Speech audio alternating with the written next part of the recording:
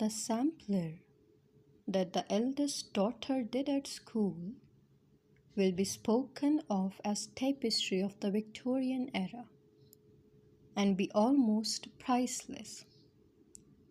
The blue and white mugs of the present day roadside inn will be hunted up, all cracked and chipped, and sold for their weight in gold, and rich people will use them, and travelers for Japan will buy up the presents from the Ram's Gate and the souvenirs of Margate that may have escaped destruction, and take them back to Jito as ancient English curios. At this point, Harris threw away the skulls, got up, and left his seat, and sat on his back and struck his legs in the air. Montmorency howled and turned a somersault, and the top hamper jumped up and all the things came out. I was somewhat surprised, but I did not lose my temper.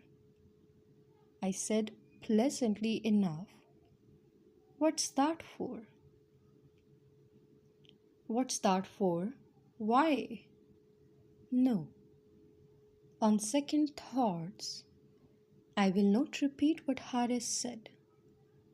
I may have been to blame, I admit it. But nothing excuses violence of language, especially in a man who has been carefully brought up, as I know Harris has been. I was thinking of other things and forgot, as anyone might easily understand, that I was steering, and the consequence was that we had got mixed up a good deal with the tow path.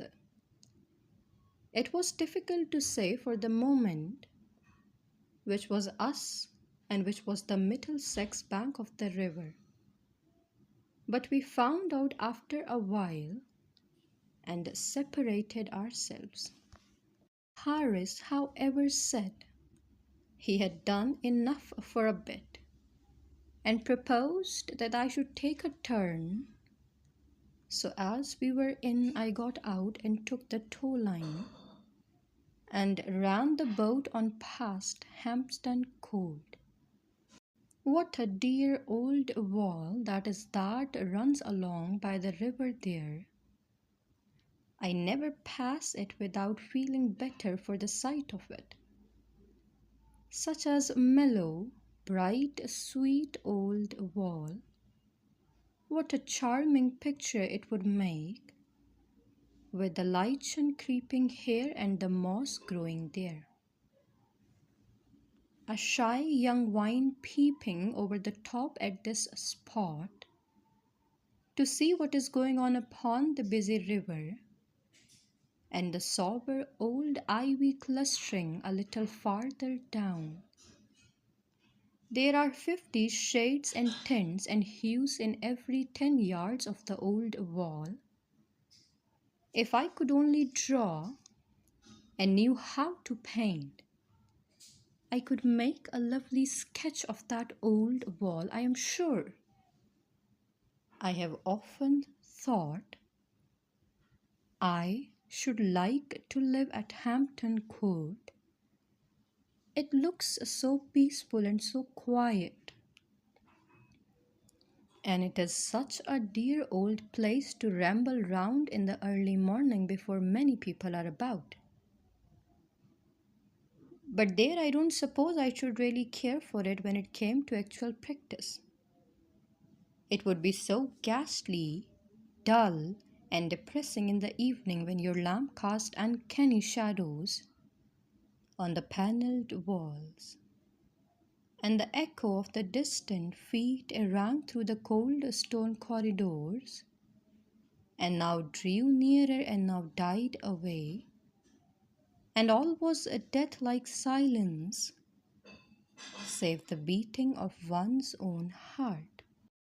We are creatures of the sun, we men and women. We love light and life. That is why we crowd into the towns and cities, and the country grow more and more deserted every year. In the sunlight in the daytime, when nature is alive and busy all around us, we like the open hillsides and the deep woods well enough. But in the night, when our Mother Earth has gone to sleep and left us waking, oh, the world seems so lonesome.